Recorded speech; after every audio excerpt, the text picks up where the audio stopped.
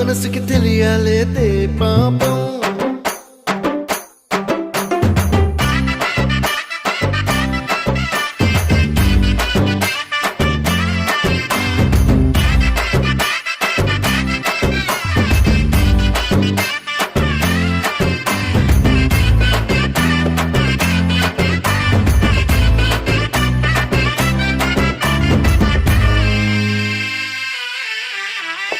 ఇంద్రలోక భవనాన్ని ఈడ్చుకొచ్చి గదిలో మార్చి మళ్ళీ కట్టారో ఏమో.